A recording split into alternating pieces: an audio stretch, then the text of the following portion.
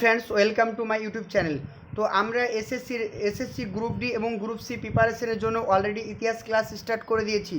তো প্রথম এপিসোডে আমরা 1 থেকে 100 পর্যন্ত ইতিহাসের এমসিকিউ আলোচনা করেছি। আজকে আমাদের দ্বিতীয় পার্ট, এখানে আমরা আলোচনা করব আরও 100টা মতন কোশ্চেন। তো তোমরা যারা প্রথম ভিডিওটা দেখোনি, অবশ্যই ডেসক্রিপশনে তার লিঙ্ক তো থাকবে, সেখান থেকে কিন্তু দেখে নেবে। এই কোশ্চেনগুলো প্র্যাকটিস করলে আশা করা যায় তোমরা কিন্তু পরীক্ষায় কমন পেয়ে যাবে। দেখো, আজকে শুরু করব আমরা 101 থেকে। প্রতিটা কোশ্চেন কিন্তু পরীক্ষার জন্য ইম্পর্টেন্ট। ফার্স্ট কোশ্চেনে বলা হচ্ছে, ভারতের নেপোলিয়ন কাকে বলা হয়? খুবই ইম্পর্টেন্ট কোশ্চেন। ভারতের নেপোলিয়ন বলা হয় কাকে? এটা সঠিক আনসার কী হবে? Option A, Samudragupta. তাহলে ভারতের নেপোলিয়ন কাকে বলা হয়? সমুদ্রগুপ্তকে। এখান থেকে আর একটা জিনিস তোমাদেরকে মনে রাখতে হবে, সমুদ্রগুপ্তকে ভারতের নেপোলিয়ন বলেছিলেন কে? এখানে মনে রাখবে, সমুদ্রগুপ্তকে ভারতের নেপোলিয়ন বলেছিলেন ভিনসেন্ট স্মিথ। অর্থাৎ কি, ভিনসেন্ট স্মিথ কিন্তু সমুদ্রগুপ্তকে ভারতের নেপোলিয়ন বলেছেন। এখানে আর একটা জিনিস মনে রাখবে, শ্রীগুপ্ত কে ছিলেন? শ্রীগুপ্ত ছিলেন গুপ্ত সাম্রাজ্যের প্রতিষ্ঠাতা, অর্থাৎ গুপ্ত সাম্রাজ্যের প্রতিষ্ঠাতা বলা হয়, শ্রীগুপ্তকে বলা হয়। আর কনিষ্ক ছিল কে? কনিষ্ক ছিল কুষাণ সাম্রাজ্যের সর্বশ্রেষ্ঠ শাসক বা সর্বশ্রেষ্ঠ রাজা ছিল কনিষ্ক। কনিষ্ক ছিল কুষাণ যুগের রাজা। তো এখানে আরেকটা জিনিস মনে রাখবে তোমরা, কনিষ্কের যে রাজধানী ছিল সেটা ছিল পুরুষপুর। কনিষ্কের রাজধানী ছিল পুরুষপুর। তারপরে নেক্সট কোশ্চেন দেখো, 102 নম্বর কোশ্চেনে বলা হচ্ছে, গুপ্ত বংশ কত সালে প্রতিষ্ঠা হয়? এই প্রশ্নটা অতটা ইম্পর্টেন্ট নয়, তবুও তোমরা জেনে রাখো যে গুপ্ত বংশ প্রতিষ্ঠা হয় 275 খ্রিস্টাব্দে। 275 খ্রিস্টাব্দে গুপ্ত বংশ প্রতিষ্ঠা করা হয়। এখানে তারপরে কোশ্চেনটা ইম্পর্টেন্ট, কারণ এই প্রশ্নটা অনেকবার পরীক্ষা এসেছে, যে গুপ্তাব্দ কবে চালু হয়? গুপ্তাব্দ চালু হয় 320 খ্রিস্টাব্দে। এটা মনে রাখবে, গুপ্তাব্দ চালু করা হয়েছে 320 খ্রিস্টাব্দে চন্দ্রগুপ্ত মৌর্যের সময়।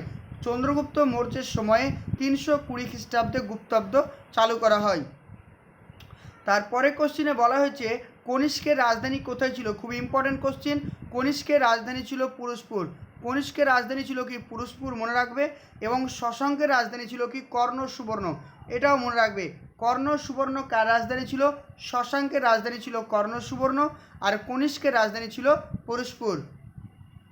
নেক্সট কোশ্চেন চলি আমরা, ভারতের রক্ষাকারী রাজা কাকে বলা হয়? খুবই ইম্পর্টেন্ট প্রশ্ন, খুবই ইম্পর্টেন্ট। ভারতের রক্ষাকারী রাজা বলা হয় কাকে? সেটা অবশ্যই আমরা দেখব স্কন্দগুপ্তকে। স্কন্দগুপ্ত হবে এটার সঠিক আনসার। এর আগে আরেকবার রিভাইজ করে দিই, শ্রীগুপ্ত ছিলেন গুপ্ত বংশের প্রতিষ্ঠাতা বলা হয় শ্রীগুপ্তকে। আর সমুদ্রগুপ্ত ছিলেন কে?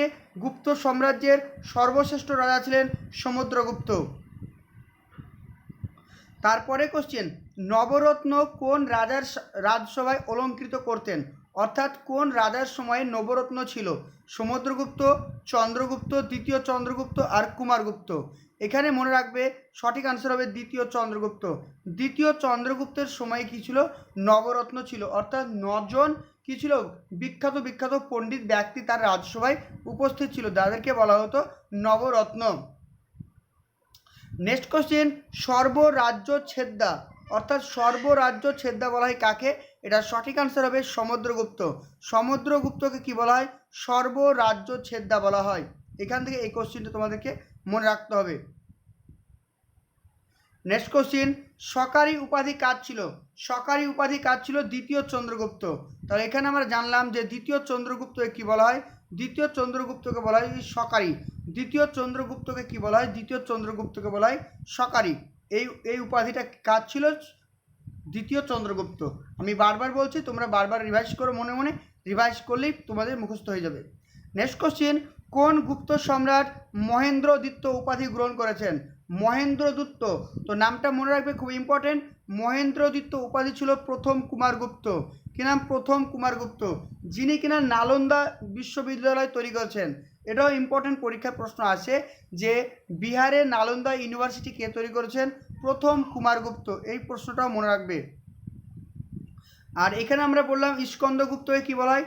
স্কন্দগুপ্তকে বলা হয় ভারতের রক্ষাকারী বলা হয়। এছাড়াও স্কন্দগুপ্তের সময়ে যে গুজরাটের একটা বাঁধ পুনরায় নির্মাণ করা হয়েছে, সেই বাঁধটার নাম কি? তোমরা একটু আমাকে কমেন্ট সেকশনে জানাও। এটাও কিন্তু পরীক্ষা আসে যে স্কন্দগুপ্তর সময়ে গুজরাটের একটি বাঁধকে পুনরায় নির্মাণ করা হয়েছিল, সেই বাঁধটির নাম কি? তোমরা অবশ্যই কমেন্ট সেকশনে জানাবে। নেক্সট কোশ্চেন দেখো, কোন সাম্রাজ্যকে দ্বিতীয় মগধ বলা হয়?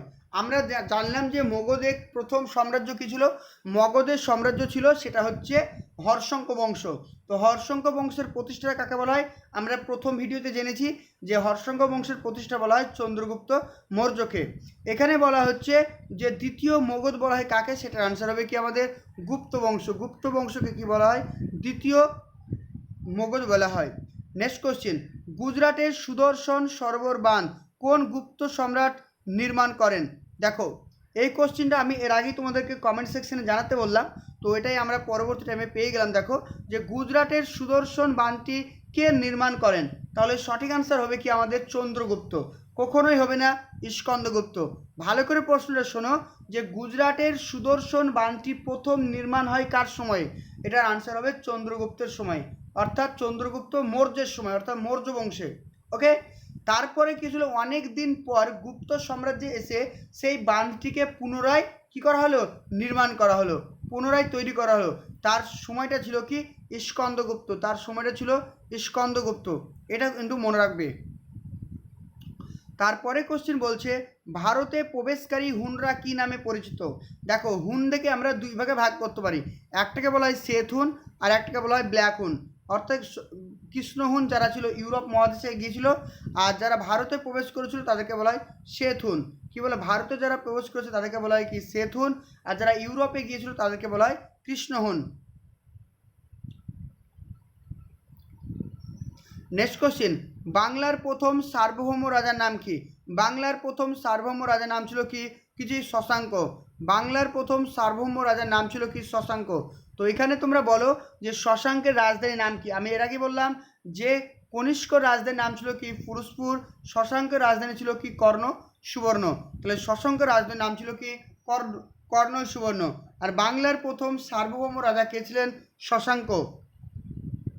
শশাঙ্কের রাজধানীর নাম কি ছিল? কর্ণ সুবর্ণ। শশাঙ্ক রাজধানীর নাম ছিল কি কর্ণ সুবর্ণ, এটা কিন্তু মনে রাখতে হবে। প্রথম ভিডিওতে তোমাদেরকে বলেছিলাম পাটলিপুত্র জায়গাটা কে তো আবিষ্কার করেছিল, অর্থাৎ পাটলিপুত্র জায়গাটা কে আবিষ্কার করেছিল? এটা আমরা জানি যে উদয়ী নামে একজন ব্যক্তি অর্থাৎ রাজা, তিনি আবিষ্কার করেছিলেন এই পাটলিপুত্র, যেটা অবস্থিত কোথায়? গঙ্গা ও সোন নদীর সংযোগ স্থলে অবস্থিত। ঠিক আছে, পাটলিপুত্র গঙ্গা ও সোন নদীর সংযোগ স্থলে অবস্থিত পাটলিপুত্র। আর পুরুষপুর ছিল কার? কনিষ্ক রাজধানী ছিল কি পুরুষপুর। নেক্সট কোশ্চেন, কে শিলাদিত্য উপাধি ধারণ করেন? খুব ইম্পর্টেন্ট কোশ্চেন।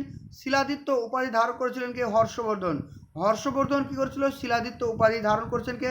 হর্ষবর্ধন, এটা মনে রাখবে। হর্ষবর্ধন কত খ্রিস্টাব্দে সিংহাসনে বসেন? খুব ইম্পর্টেন্ট, হর্ষবর্ধন 606 খ্রিস্টাব্দে সিংহাসনে বসেন। হর্ষবর্ধন 606 খ্রিস্টাব্দে সিংহাসনে বসেন। হর্ষবর্ধন কোথায় রাজধানী স্থানান্তর করেন? খুব ইম্পর্টেন্ট। তাহলে হর্ষবর্ধনের রাজধানী ছিল কোথায়? হর্ষবর্ধনের রাজধানী ছিল কি থানে, অর্থাৎ কি থানে। তো থানে থেকে তিনি পরবর্তী টাইমে তার রাজধানী কৌনজে স্থানান্তর করেছিলেন। কোথায়? কৌনজে।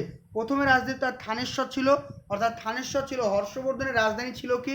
পরীক্ষা যদি প্রশ্ন আসে, হর্ষবর্ধনের প্রথম রাজধানী ছিল কি থানেশ্বর, আর পরবর্তী রাজধানী হয়েছিল কি কৌনজ, এটা কিন্তু মনে রাখতে হবে।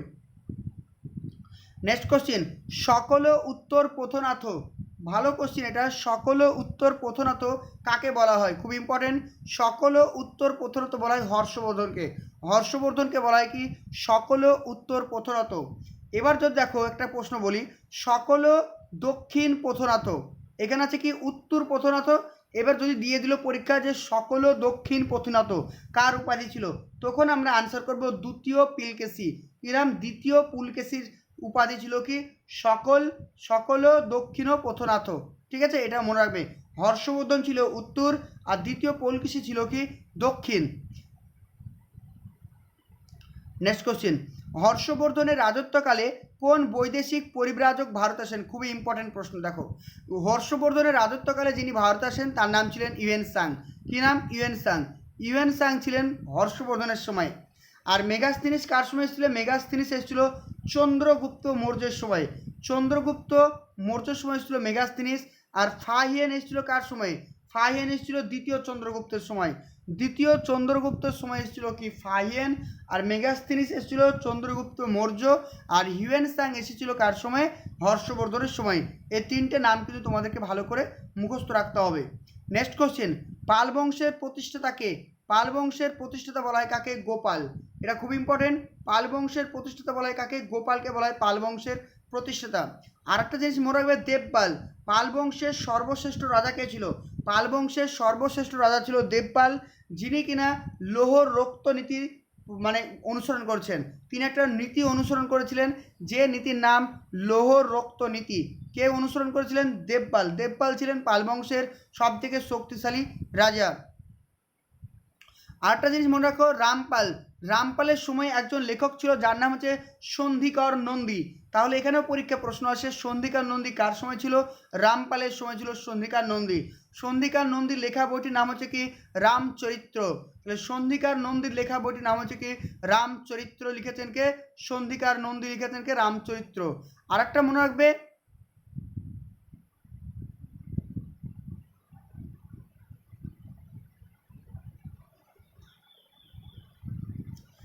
নেক্সট কোশ্চেন দেখো, কে বিক্রমশীল উপাধি ধারণ করেন? বিক্রমশীল উপাধি ধারণ করেছেন কে? ধর্মপাল। বিক্রমশীল উপাধি ধারণ করেছে কে?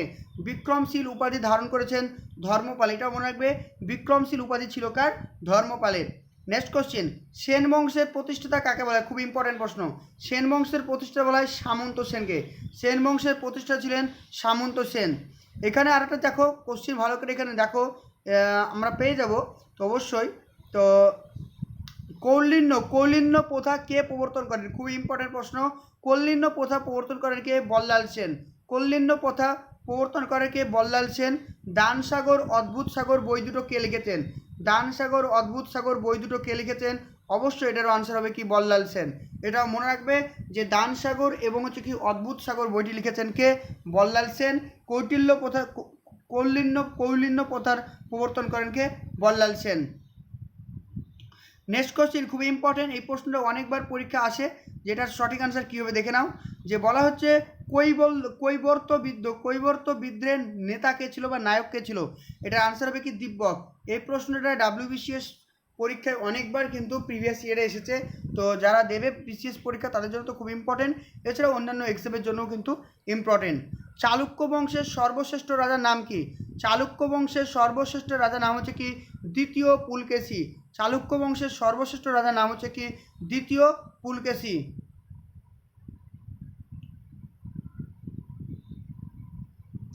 নেক্সট কোশ্চেন, পল্লব বংশের প্রথম রাজার নাম কি ছিল? অর্থাৎ পল্লব বংশের প্রতিষ্ঠাতা কাকে বলা হয়? পল্লব বংশের প্রতিষ্ঠাতা বা পল্লব বংশের প্রথম রাজা ছিল কে? শিব স্কন্দন বর্মন। শিব স্কন্দন বর্মন ছিলেন কি? পল্লব বংশের প্রথম রাজা। পল্লব বংশের প্রথম রাজা কে ছিল? শিব স্কন্দন বর্মন। আর পল্লব বংশের শেষ রাজা কে ছিল? অপরাজিতা বর্মন। পল্লব বংশের শেষ রাজা ছিল অপরাজিতা বর্মন। আর পল্লব বংশের সর্বশ্রেষ্ঠ রাজা ছিল নরসিংহ বর্মন বা প্রথম নরসিংহ বর্মন। প্রথম নরসিংহ বর্মন আর নরসিংহ বর্মন দুজনেই একই, এখানে কীরকম জানা নাই। নেক্সট কোশ্চেন বলছে, পল্লব বংশের সর্বশ্রেষ্ঠ রাজার নাম কি? পল্লব বংশের সর্বশ্রেষ্ঠ রাজার নাম ছিল নরসিংহ বর্মন। মনে রাখবে, পল্লব বংশের সর্বশ্রেষ্ঠ রাজা ছিলেন নরসিংহ বর্মন। চোল বংশের শ্রেষ্ঠ রাজা কে ছিল? চোল বংশের সর্বশ্রেষ্ঠ রাজা ছিল রাজেন্দ্র চোল। চোল বংশের সর্বশ্রেষ্ঠ রাজা কে ছিল? চোল বংশের সর্বশ্রেষ্ঠ রাজা ছিল রাজেন্দ্র চোল, মনে রাখতে হবে। দ্বিতীয় পুলকেশীর সভাকবি কে ছিল?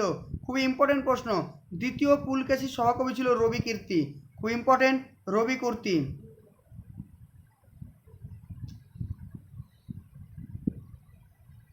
হর্ষবর্ধনের সময় ছিলেন বাণভট্ট, আর ছিলেন আর্যভট্ট ছিলেন দ্বিতীয় চন্দ্রগুপ্তের সময় ছিলেন। ওকে, নেক্সট কোশ্চেন, রাষ্ট্রকূট বংশের প্রতিষ্ঠাতা কারা হয়? রাষ্ট্রকূট বংশের প্রতিষ্ঠাতা বলা হয়, খুবই ইম্পর্টেন্ট, রাষ্ট্রকূট বংশের প্রতিষ্ঠা হচ্ছে কি? দন্তি দুর্গ। রাষ্ট্রকূট বংশের প্রতিষ্ঠাতা কাকে বলা হয়? রাষ্ট্রকূট বংশের প্রতিষ্ঠাতা বলা হয় দন্তি দুর্গকে। রাষ্ট্রকূট বংশের প্রতিষ্ঠাতা বলা হয় কাকে? দন্তি দুর্গকে। নেক্সট কোশ্চেন, পল্লব রাজ্যের রাজধানী কোথায়? তো আমি অনেক ইনফরমেশন তোমাদেরকে এক্সট্রা দিচ্ছি, আর সেই ইনফরমেশনগুলো কিন্তু প্রতিটা কোশ্চিন আমরা কিন্তু MCQ এর মাধ্যমে করে নিচ্ছি। কারণ আমি তোমাদেরকে অনেক এমসিকিউ করাবো যেগুলো কিন্তু পরীক্ষার জন্য খুবই ইম্পর্টেন্ট, এর জন্য তোমাদেরকে এক্সট্রা কিছু পড়তে হবে না যদি মনে রাখতে পারো। পল্লব রাজ্যের রাজধানী কোথায় ছিল? পল্লব রাজ্যের রাজধানী ছিল কোথায়? কাঞ্চি। পল্লব রাজ্যের রাজধানী ছিল কোথায়? কাঞ্চি ছিল পল্লব রাজ্যের রাজধানী। কৌনজ কার রাজধানী ছিল? কৌনজ ছিল হর্ষবর্ধনের রাজধানী ছিল কৌনজ। নেক্সট কোশ্চেন, সুদর্শন হ্রদ কোন রাজার সময় তৈরি হয়েছিল?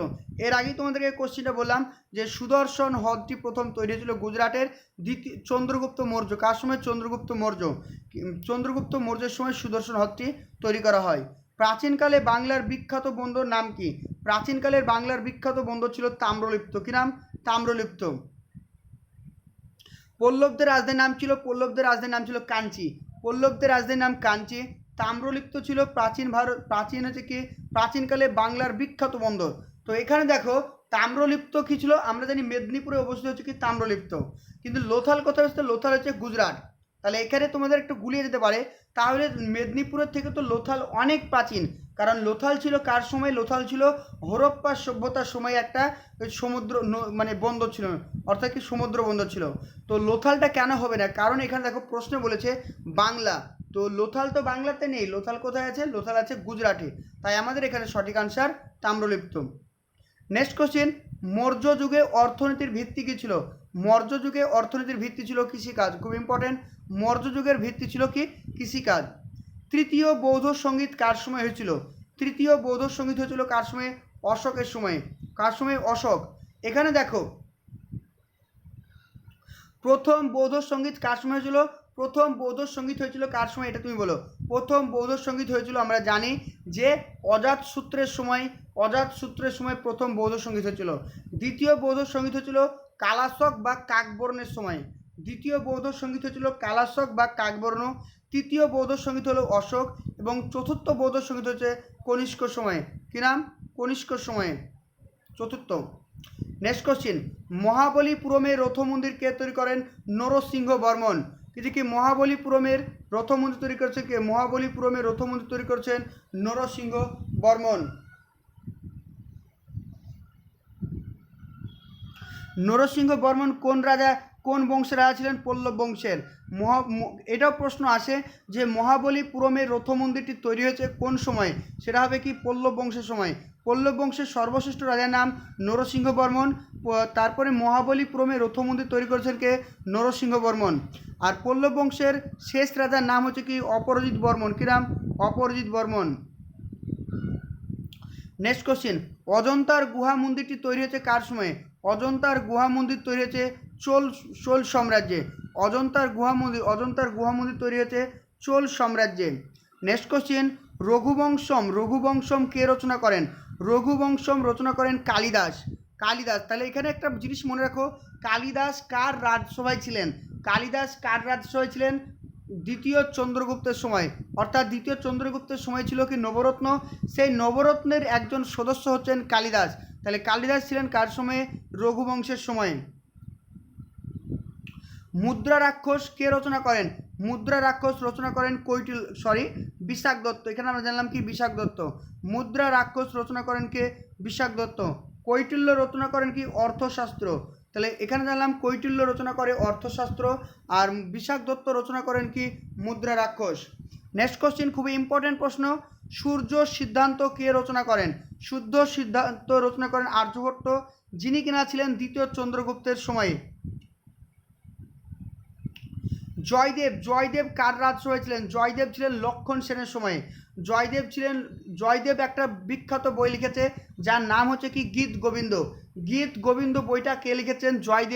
জয়দেব কার রাজসভায় ছিলেন? লক্ষণ সেনের সময় ছিলেন। আর বল্লাল সেনের সময় কি পেলাম আমরা? যে দানসাগর এবং অদ্ভুত সাগর বই লিখেছেন কে? বল্লাল সেন। এবং কৈলিন্য প্রথা প্রবর্তন করেন কে? বল্লাল সেন। তো বারবার আমি এগুলো রিভাইজ করছি যাতে তোমাদের মনে থাকে।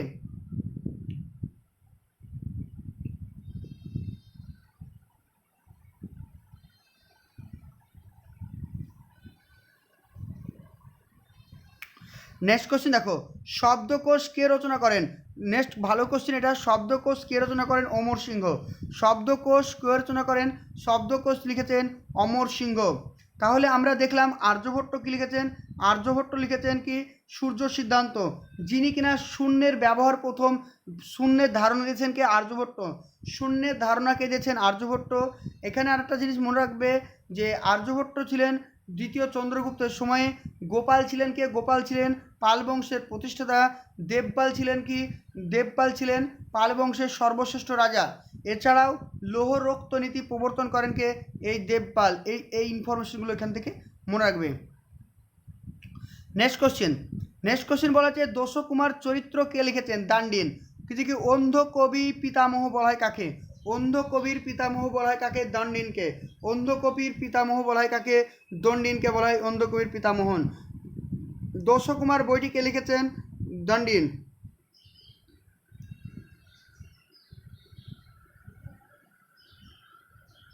নেক্সট কোশ্চেন মৃত্যুখরা গ্রন্থটি, খুব ইম্পর্টেন্ট প্রশ্ন, মৃত্যুখরা গ্রন্থটি কে লিখেছেন, মৃত্যুখরা গ্রন্থটি লিখেছেন বিজ্ঞানেশ্বর। এখানে মনে রাখবে মৃত্যুখরা গ্রন্থটি কে লিখেছেন, বিজ্ঞানেশ্বর। মৃত্যুখরা বইটি কে লিখেছেন, মৃত্যুখরা বইটি লিখেছেন বিজ্ঞানেশ্বর। নেক্সট কোশ্চেন বলা হয়েছে কি খণ্ডখাদ্য গ্রন্থে রচিত, এতটা ইম্পর্টেন্ট নয় এটা, তবুও মনে রাখবে যে খণ্ডখাদ্য বইটি লিখেছেন ব্রহ্মগুপ্ত, ব্রহ্মগুপ্ত লিখেছেন খণ্ডখাদ্য বই। পঞ্চতন্ত্র, খুব ইম্পর্টেন্ট প্রশ্ন এটা, পঞ্চতন্ত্র লিখেছেন বিষ্ণু শর্মা, খুব ইম্পর্টেন্ট। পঞ্চতন্ত্র কে লিখেছেন, বিষ্ণু শর্মা। পঞ্চতন্ত্র বইটি কে লিখেছেন, বিষ্ণু শর্মা। নেক্সট কোশ্চেন আরবরা কত খ্রিস্টাব্দে সিন্ধু জয় করেছিল, খুব ইম্পর্টেন্ট প্রশ্ন, অনেকবার পরীক্ষা এসছে। আরবরা কত খ্রিস্টাব্দে সিন্ধু জয় করেছে, 712। আরবরা কত খ্রিস্টাব্দে সিন্ধু জয় করেছে, 712 খ্রিস্টাব্দে সিন্ধু জয় করেছিল। ভারতে কোথায় প্রথম মুসলিম আক্রমণ ঘটেছিল, এটা মনে রাখতে হবে পাঞ্জাব। ভারতে প্রথম মুসলিম আক্রমণ ঘটেছিল পাঞ্জাবে। নেক্সট কোশ্চেন ভারতে প্রথম তুর্কি অভিযানের নায়ক কে ছিলেন, এই যে সুলতান মাহমুদ, অর্থাৎ তুর্কি অভিযান, ভারতে প্রথম তুর্কি অভিযান করেছেন কে, সুলতান মাহমুদ। সুলতান মাহমুদ ছিলেন তুর্কি অভিযান। নেক্সট কোশ্চেন সুলতান মাহমুদ কতবার ভারত আক্রমণ করেছে, ভেরি ভেরি ইম্পর্টেন্ট কোশ্চেন। সুলতান মাহমুদ কতবার ভারত আক্রমণ করছেন, 17 বার, মনে রাখতে হবে 17 বার। মোহাম্মদ ঘুরি ভারত আক্রমণকালে দিল্লি রাজা কে ছিলেন, মোহাম্মদ ঘুরি, তিনি যে পৃথ্বীরাজ চৌহান। তাহলে পৃথ্বীরাজ চৌহান কিন্তু মোহাম্মদ ঘুরি যখন ভারত আক্রমণ করেন তখন পৃথ্বীরাজ চৌহান ছিলেন বাংলার মানে দিল্লির সম্রাট ছিলেন পৃথ্বীরাজ চৌহান। তারপরে কোশ্চেন দেখো প্রথম তরাইনের যুদ্ধ, খুব ইম্পর্টেন্ট। প্রথম তরাইনের যুদ্ধ হয়েছিল 1991 সালে। এই যুদ্ধটা হয়েছিল কার সঙ্গে, মোহাম্মদ ঘুরি ও পৃথ্বীরাজ চৌহান। এই যুদ্ধের ফলাফল হিসেবে পৃথ্বীরাজ চৌহান জয়লাভ করেছিল, মোহাম্মদ ঘুরি পরাজিত হয়েছিল। নেক্সট কোশ্চেন বলা হচ্ছে প্রথম তরাইনের যুদ্ধে কে পরাজিত হয়েছিল, এর আগেই বললাম প্রথম তরাইনের যুদ্ধে পরাজিত হয়েছিল মোহাম্মদ ঘুরি আর জয়লাভ করেছিল পৃথ্বীরাজ চৌহান। তো ওকে বন্ধুরা, আজকে আমরা আলোচনা করলাম টোটাল 53টা কোশ্চেন। এর পরের ভিডিওতে আমরা আলোচনা করব আরও অনেক কোশ্চেন। তো তোমরা দেখার জন্য অবশ্যই লাইক কমেন্ট শেয়ার করবে। Thank you for watching.